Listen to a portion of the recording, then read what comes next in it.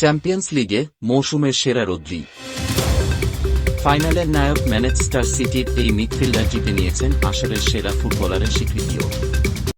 আসসালামু আলাইকুম, খবর পড়ছি আমি মোহাম্মদ মহাসিন রুবেল। এতক্ষণ আপনারা সংবাদ শিরোনাম শুনলেন, এখন বিস্তারিত। ঢাকার আগারগাঁওয়ে নির্বাচন ভবনে বসে সিসি ক্যামেরার মাধ্যমে বরিশাল ও খুলনা সিটি কর্পোরেশন নির্বাচনে ভোটের পরিস্থিতির উপর নজর রাখছেন নির্বাচন কমিশনের সদস্যরা। সোমবার সকাল ৮টায় প্রায় ৮ লাখ ভোটারের এ দুই নগরীর ৪১৫টি ভোটকেন্দ্রে ইলেকট্রনিক ভোটিং মেশিনে ইভিএম ভোট গ্রহণ শুরু হয়েছে, যা একটানা বিকাল ৪টা পর্যন্ত চলবে। প্রধান নির্বাচন কমিশনার কাজী হাবিবুল আওয়াল, নির্বাচন কমিশনার আহসান হাবিব খান, রাশেদা সুলতানা ও মো. আলমগীর নির্বাচন ভবনের বেসমেন্টে স্থাপিত সিসিটিভি মনিটরিং কন্ট্রোল রুম থেকে সরাসরি ভোটগ্রহণ পর্যবেক্ষণ করছেন। ইসির সহকারী জনসংযোগ পরিচালক আসাদুল হক সকাল ৯টায় ক্রাইম নিউজ অনলাইনকে বলেন, শান্তিপূর্ণ পরিবেশে ভোট চলছে, কোথাও কোনো ধরনের গোলযোগ বা অপ্রীতিকর ঘটনা কমিশনের নজরে পড়েনি। বরিশাল সিটি ভোটার ২,৭৬,২৯৮ জন, ভোটকেন্দ্র ১২৬, ভোটকক্ষ ৮৯৪টি। খুলনা সিটি ভোটার ৫,৩৫,৫২৯ জন, ভোটকেন্দ্র ২৮৯টি, ভোটকক্ষ ১৭৩২টি। দুই নগরেই প্রতিটি ভোটকক্ষে একটি করে এবং প্রতিটি কেন্দ্রের প্রবেশপথে ২টি করে সিসি ক্যামেরা বসানো হয়েছে। বরিশালে ১,১৪৬টি এবং খুলনায় ২,৩১০টি ক্যামেরায় ভোট পর্যবেক্ষণ করছে নির্বাচন কমিশন। বর্ষা মৌসুম শুরুর আগেই ডেঙ্গু রোগীর সংখ্যা দ্রুত বাড়ছে। গত একদিনে হাসপাতালে ভর্তি হয়েছেন আরও ১৮৯ জন ডেঙ্গু রোগী, যা এবছরের সর্বোচ্চ। এই সময়ে ডেঙ্গু আক্রান্ত হয়ে মৃত্যু হয়েছে ২ জনের। তাতে এবছর ডেঙ্গু আক্রান্ত হয়ে মৃত্যু বেড়ে দাঁড়িয়েছে ২৪ জনে। স্বাস্থ্য অধিদপ্তর জানিয়েছে, রোববার সকাল ৮টা পর্যন্ত ২৪ ঘণ্টায় দেশের বিভিন্ন হাসপাতালে ভর্তি ডেঙ্গু রোগীদের মধ্যে ১৩৬ জন ঢাকার এবং ৫৩ জন ঢাকার বাইরের। শনিবার সারা দেশে ১৫৬ জন রোগী ভর্তির খবর এসেছিল। দেশে এবছর ডেঙ্গু নিয়ে হাসপাতালে ভর্তি রোগীর সংখ্যা বেড়ে হয়েছে ৩,২১০ জন, যাদের ১,১৮৮ জনই হাসপাতালে ভর্তি হয়েছেন চলতি জুন মাসে। এ বছর ডেঙ্গুতে মারা যাওয়া ২৪ জনের মধ্যে ১১ জন জুন মাসে মারা গেছেন। বর্তমানে দেশের বিভিন্ন হাসপাতালে ভর্তি আছেন ৬০৩ জন ডেঙ্গু রোগী। তাদের মধ্যে ঢাকায় ৪৯৭ জন এবং ঢাকার বাইরের বিভিন্ন হাসপাতালে ১০৬ জন ভর্তি।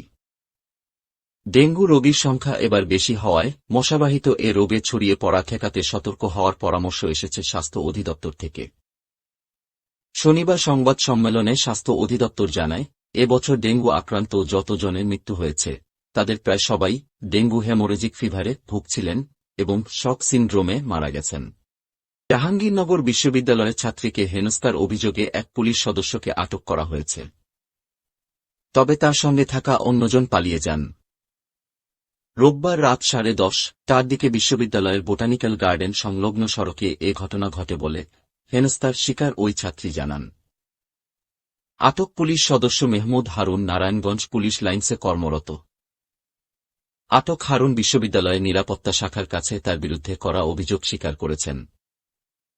এ সময় তার কাছে হাত করা, ওয়াকিটকি এবং আইডি কার্ড পাওয়া যায়। ওই নারী শিক্ষার্থী বলেন, আমি রাতে বিশ্ববিদ্যালয়ের বোটানিক্যাল গার্ডেনের সমানে রাস্তা দিয়ে হলে ফিরছিলাম। গার্ডেনের সামনে মোড়ে ২ জন লোক আমার পথরোধ করে আমি ক্যাম্পাসের কিনা জানতে চান। আমি পরিচয় দিই, কিন্তু তাদের আচরণে বুঝি যে উনারা ক্যাম্পাসের না। আমি চলে যাওয়ার চেষ্টা করলে তারা আমার পথ আটকায় এবং আমাকে হেনস্থা করা শুরু করে।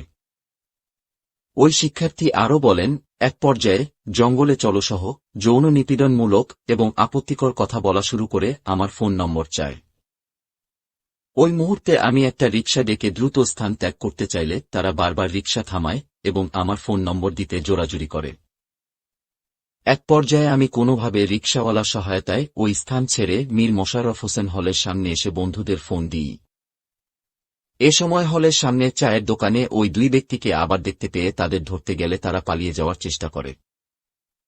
অন্য শিক্ষার্থীদের সহায়তায় একজনকে ধরতে পারি এবং বাকি জন পালিয়ে যান। আটকের পর শিক্ষার্থীরা তাকে মারধর করে বিশ্ববিদ্যালয়ের নিরাপত্তা শাখায় হস্তান্তর করে। আরব সাগরে সৃষ্ট অতি প্রবল ঘূর্ণিঝড় বিপর্যয় দ্রুত শক্তি বাড়িয়ে পরিণত হয়েছে মারাত্মক প্রবল ঘূর্ণিঝড়ে। এর প্রভাবে ঝড়ো হাওয়ার মধ্যে মুম্বাই বিমানবন্দরে বিশৃঙ্খলা দেখা দিয়েছে, যাত্রীদের মধ্যে তৈরি হয়েছে উদ্বেগ, উৎকণ্ঠা। রোববার সন্ধ্যায় ভারতের বাণিজ্যিক রাজধানী মুম্বাইয়ে ভারী বৃষ্টির পাশাপাশি তীব্র ঝড়ো হাওয়া বয়ে যায়। এতে মুম্বাই বিমানবন্দরে ফ্লাইট চলাচলে বিঘ্ন ঘটে। আবহাওয়া পরিস্থিতির কারণে বেশ কয়েকটি ফ্লাইট বাতিল বা বিলম্ব হয়, বাধ্য হয়ে কয়েকটির অবতরণ বাতিল করতে হয়। এদিন রাতে টুইটারে দেওয়া এক বিবৃতিতে এয়ার ইন্ডিয়া জানায়, আবহাওয়ার কারণে ও রানওয়ে সাময়িকভাবে বন্ধ থাকায় মুম্বাই থেকে পরিচালিত তাদের কিছু ফ্লাইটে বিলম্ব ঘটতে পারে বা সেগুলোর যাত্রা বাতিল হতে পারে। যাত্রীদের অভিযোগের মুখে দেশটির আরেকটি এয়ারলাইন ইন্ডিগো এক টুইটে বলে, ফ্লাইট বিলম্বের যন্ত্রণা আমাদের জন্য সমান কষ্টকর। মহারাষ্ট্র রাজ্যের উপকূলীয় জেলাগুলোর জন্য বজ্রঝড় এর সতর্কতা জারি করেছে ভারতের আবহাওয়া দপ্তর। ভারতের আবহাওয়া বিভাগ আইএমডি জানিয়েছে, রাজ্যটির রত্নাগিরি, রায়গড়, থানে, পালঘর ও কোলহাপুর জেলার বিভিন্ন এলাকায় মাঝারি ধরনের বৃষ্টিসহ বজ্রঝড় বয়ে যেতে পারে। বাইরে বের হওয়া আগে সাবধানতা অবলম্বনের পরামর্শ দিয়েছে তারা।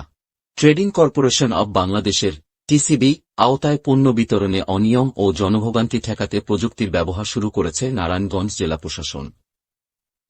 এজন্য হাতের মুঠোয় টিসিবি সেবা নামে একটি অ্যাপও চালু এবং সুবিধাভোগীদের মধ্যে স্মার্ট কার্ড বিতরণ করা হয়েছে।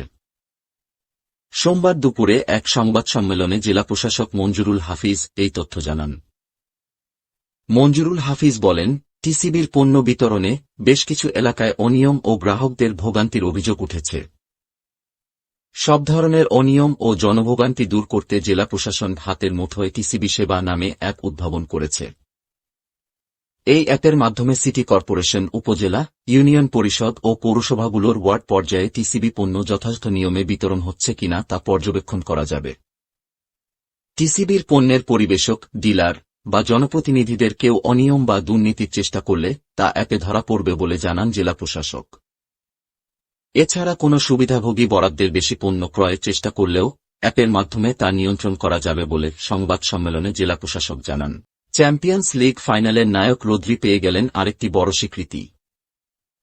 ম্যানচেস্টার সিটির শিরোপা অভিযানে দারুণ খেলে এই মিডফিল্ডার জিতে নিলেন আসরের সেরা খেলোয়াড়ের খেতাবও।